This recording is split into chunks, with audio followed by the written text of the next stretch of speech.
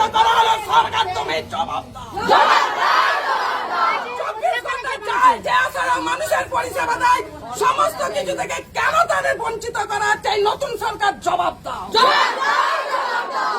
অন্নপূর্ণা দিয়ে কেন দেওয়া হবে না?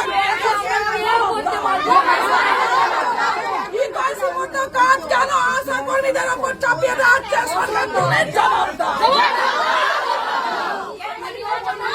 ভিডিও আমাদেরকে দেখে আমাদের সমস্ত তথ্য নেওয়ার পরেও কেন বলছে আমরা পাবো না? জবাব দাও।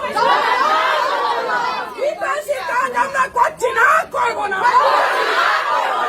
যেখানে জনগণের সমস্ত পরিষেবাতে ভেজাল আছে, সেই সব কাজ আমরা করছি না, করবো না। জনগণের উন্নয়নমূলক সমস্ত কাজে যেখানে ভেজাল, সেইখানে আশা কর্মীরা কাজ করছে না, করবে না। আয়ুষ্মানের কাজ করে আমরা অনেক নির্যাতিত হয়েছি, সরকার কেন তুমি জবাব দাও।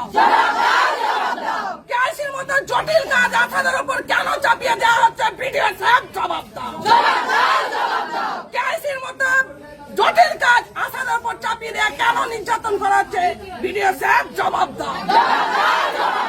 সমস্ত তথ্য নেওয়ার পরও কেন আশাদেরকে বাতিল করা হচ্ছে, ভিডিও সাহেব জবাব দাও।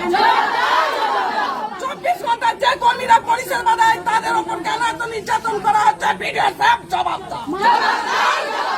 মাননীয় মুখ্যমন্ত্রী একটা সিদ্ধান্ত এসে আশাদের যে দেওয়া বলেছিল, সেটা আমার কেন দেওয়া আসছে না, মুখ্যমন্ত্রীর জবাব দাও।